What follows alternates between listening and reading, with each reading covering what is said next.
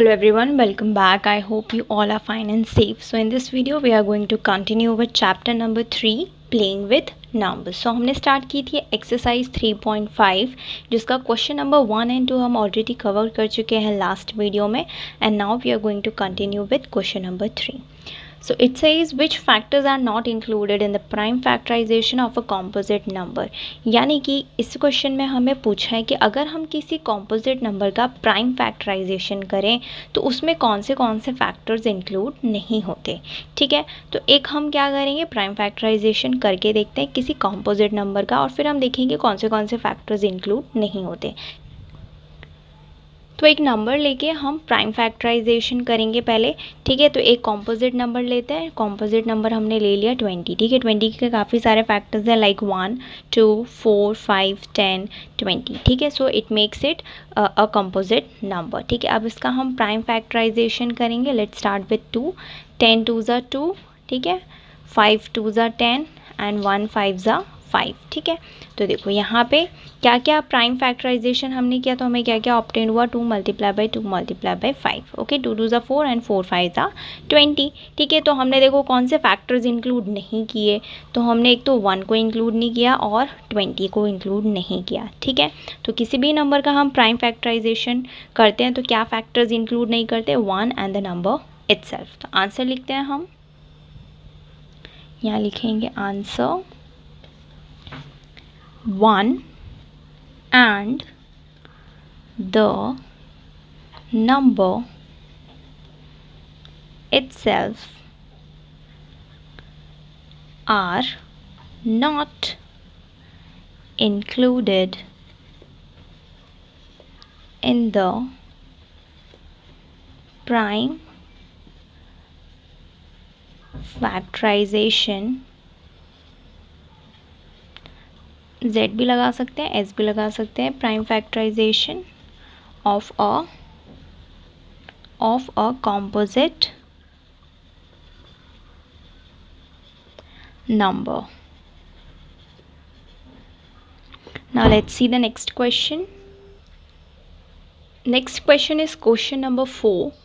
Write the greatest 4-digit number and express it in terms of its prime factors. ठीक है, सबसे पहले क्या करना है कि हमें लिखना है कि ग्रेटेस्ट 4-digit नंबर क्या है, फिर उसे हमें उसके प्राइम फैक्टर्स के फॉर्म में एक्सप्रेस करना है. यानी कि सबसे पहले तो हमें फाइंड आउट करना है कि ग्रेटेस्ट 4-digit नंबर क्या है, एंड देन हमें क्या करना है, उसके प्राइम फैक्टर्स निकाल देना है. ठीक है, यानी प्राइम फैक्टराइजेशन हमें करना है. ठीक है, आप prime factorization either division method से कर सकते हैं और फैक्टर ट्री भी बना सकते हैं. ठीक है, तो सबसे पहले लिखते हैं ग्रेटेस्ट 4-digit नंबर. ठीक है, so the greatest 4-digit number is. ठीक है, ग्रेटेस्ट 4-digit नंबर क्या है, 9999. ठीक है, 4-digit नंबर है और ये ग्रेटेस्ट 4-digit नंबर है. इसके बाद जो नंबर आएगा वो क्या होगा, 5-digit बन जाएगा. ठीक है, वो स्मॉलेस्ट 5-digit नंबर होगा. Okay, so the greatest 5-digit number is 9999. अब इसे हमें इसके प्राइम फैक्टर्स के फॉर्म में एक्सप्रेस करना है, तो इसके लिए हम क्या करेंगे, फैक्टर ट्री बना लेंगे. ठीक है, तो 9999 का फैक्टर ट्री बनाएंगे. ठीक है, अब देखो सारे 999 डिजिट्स हैं. ठीक है, इसको हम 9 से डिवाइड कर सकते हैं. ठीक है, जब हम इसे 9 से डिवाइड करेंगे तो देखो हमें क्या ऑब्टेन होगा, 9 1 ज़ा 9 माइनस 0. 9 नीचे लेंगे, 9 1 ज़ा 9 अगेन 0, फिर 9 नीचे लेंगे, 9 1 ज़ा 9 माइनस 0 अगेन 9 नीचे लेंगे, 9 1 ज़ा 9. ठीक है, और यहाँ लास्ट में भी 0 आ जाएगा. ठीक है, तो देखो हमें क्या ऑब्टेन हुआ, यहाँ ऐसे बना लेंगे, एक जगह लिख देंगे 9 और एक जगह लिख देंगे क्वोशिएंट 1111. ठीक है, अब इसको हम आगे एक्सपांड करेंगे. ठीक है, आगे फैक्टराइज करेंगे. तो 9 को हम कैसे फैक्टराइज कर सकते हैं, एज 3 3 ज़ा 9. यस, ठीक है, 3 3 ज़ा 9 कर लेंगे. और 1111 को हम क्या करेंगे, अगेन फैक्टराइज करेंगे. ठीक है, अब 1111 को हम 11 से डिवाइड करते हैं. See 1111 divided by 11. So 11 1 जा 11 माइनस 11 माइनस 11 ज़ीरो. अब हमने नीचे लिया 1. ठीक है, 1 तो डिवाइड नहीं होगा. ठीक है, तो क्या करेंगे, ज़ीरो लेके दूसरा 1 भी नीचे ले लेंगे. सो 11 1 जा 11 आ गया ज़ीरो. ठीक है, यानी कि 11 इंटू 111 इज़ 1111. तो हम यहाँ ले लेंगे 11 और यहाँ ले लेंगे 101. ठीक है, अब ये सारे जो नंबर्स हमें ऑब्टेन हुए हैं ये सारे के सारे क्या हैं, प्राइम नंबर्स हैं. ठीक है, 3 is a prime number, 11 is a prime number and 101 is also a prime number. ठीक है, तो अब हम इसे प्राइम फैक्टर्स के फॉर्म में एक्सप्रेस कर देंगे. सो यहाँ पे लिख देते हैं हम 9999 is equals to 3 multiply by 3 multiply by 11 multiply by 101. Okay, now let's see the next question.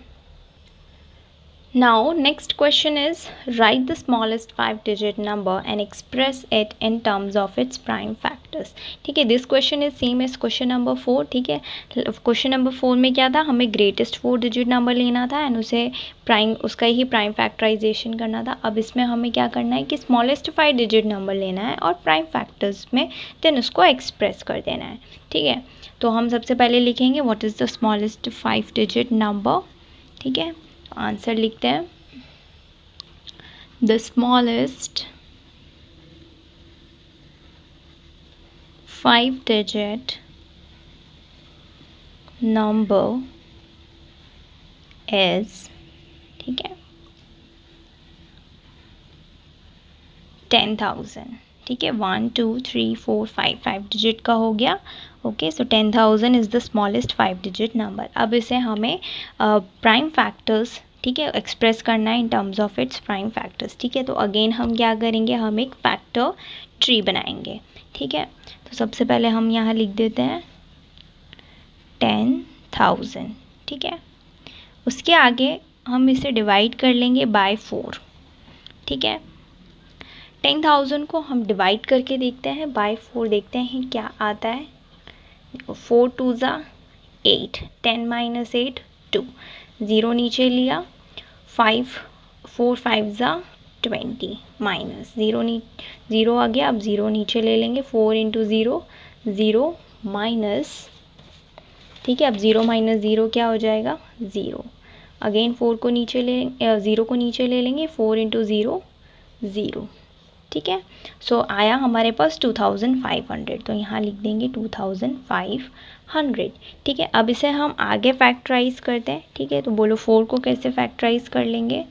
4 को हम फैक्टराइज कर लेंगे एज 2 2 ज़ा 4. ठीक है, अब हमें आगे फैक्टराइज करना है 2500 को. ठीक है, तो इसको हम आगे ऐसे फैक्टराइज कर लेते हैं 25. ठीक है, 25. अब 25 को किससे मल्टीप्लाई करेंगे कि 2500 आ जाए, तो 100 से. ठीक है, 25 मल्टीप्लाई बाय 100 क्या होगा, 2500 होगा. ठीक है, अब 25 और 100 को हम आगे फैक्टराइज करेंगे. तो देखो 25 को कैसे फैक्टराइज कर सकते हैं हम.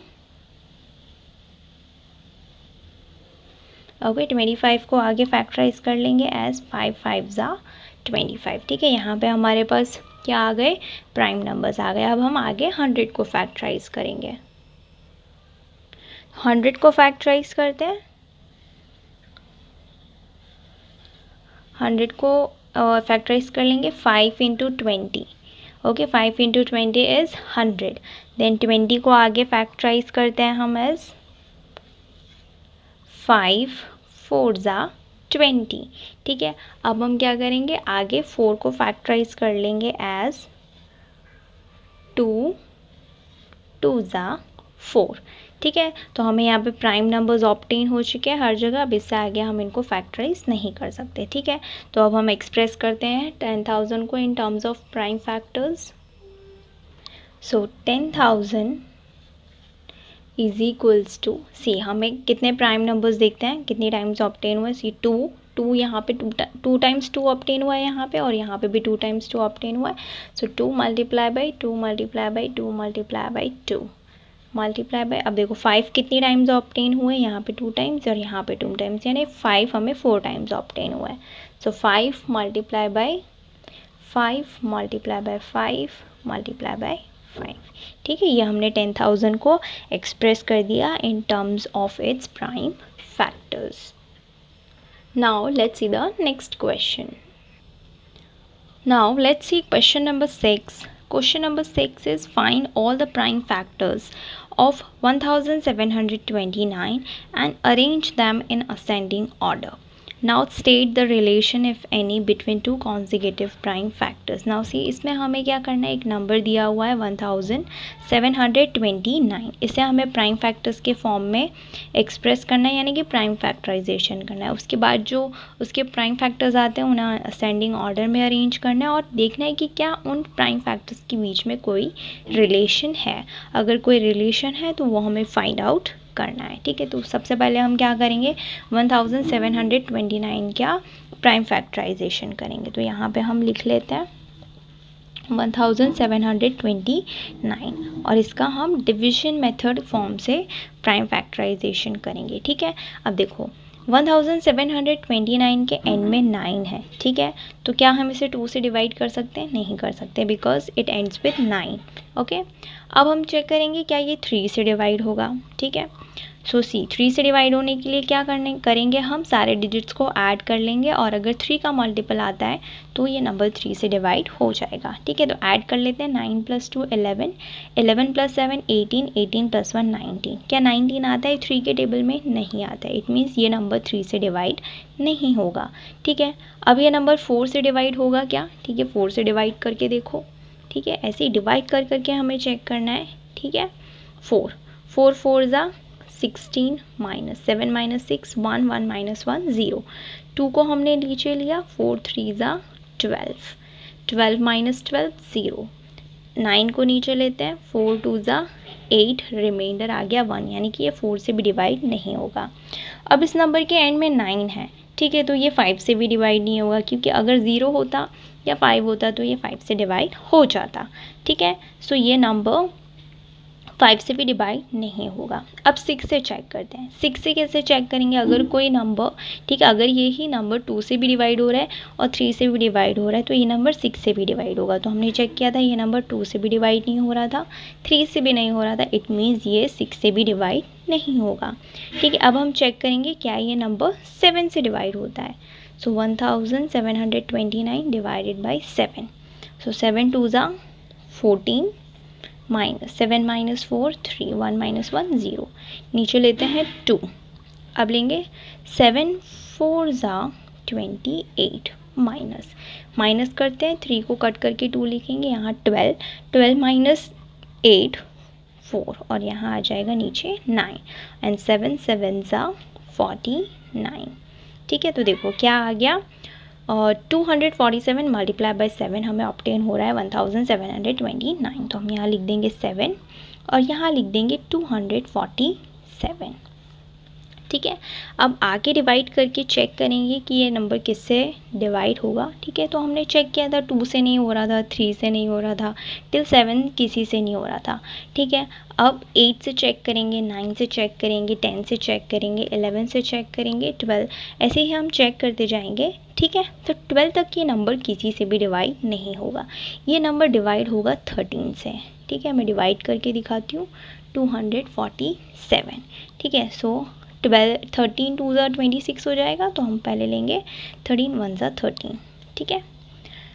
4 - 3 1, 2 - 1 1 और 7 और 13 9 ज़ा 117, ठीक है। माइनस करके 0 आ गया, तो यहाँ पे हम लिख देंगे 13 और हमें क्वोशिएंट ऑब्टेन हुआ 19। अब 19 क्या है, एक प्राइम नंबर है, ठीक है। तो यहाँ पे हम कर देंगे 1 × 19 इज़ 19, ठीक है। तो प्राइम फैक्टराइजेशन हमने इस नंबर का कर लिया। अब हम ये सारे प्राइम फैक्टर्स को, ठीक है, असेंडिंग ऑर्डर में अरेंज करते हैं। सो 1729 इज इक्वल्स टू, ठीक है, देखो क्या क्या प्राइम फैक्टर्स ऑब्टेन हुए, 7 मल्टीप्लाई बाई 13 मल्टीप्लाई बाई 19, ठीक है। ये असेंडिंग ऑर्डर में भी है। अब देखो, अब इसके अंदर हमें एक रिलेशन फाइंड आउट करना था, ठीक है। वो रिलेशन हम देखते हैं। देखो दो कॉन्जिक्यूटिव प्राइम फैक्टर्स को जब हम माइनस करते हैं तो देखो क्या ऑब्टेन होता है, ठीक है। 13 माइनस 7 करो, 13 माइनस 7 क्या होता है, 6 होता है। अब 19 माइनस 13 करो, ठीक है, 19 माइनस 13 करते हैं तो भी हमारे पास आ रहा है 6। यानी कि जब हमने दो कॉन्जिक्यूटिव फैक्टर्स को सब्ट्रैक्ट किया, ठीक है, डिफरेंस फाइंड आउट किया, तो हर बार क्या आ रहा था, 6 और 6 आ रहा था। और यही है हमारा रिलेशन जो कि ये लोग फाइंड आउट करने के लिए बोल रहे थे, ठीक है। तो हम यहाँ कंक्लूजन लिख देते हैं, hence the difference between two consecutive prime factors is 6, ठीक है। दो कॉन्जिक्यूटिव प्राइम फैक्टर्स के बीच में डिफरेंस 6 आ रहा है, ठीक है। यही था वो रिलेशन जो फाइंड आउट करने के लिए कहा था। तो यहाँ पे हमारा क्वेश्चन नंबर 6 होता है ख़त्म। If you have any doubt, query और suggestion, let me know in the comment section. I will see you in the next video with the next part of this chapter. Till then, bye bye, take care.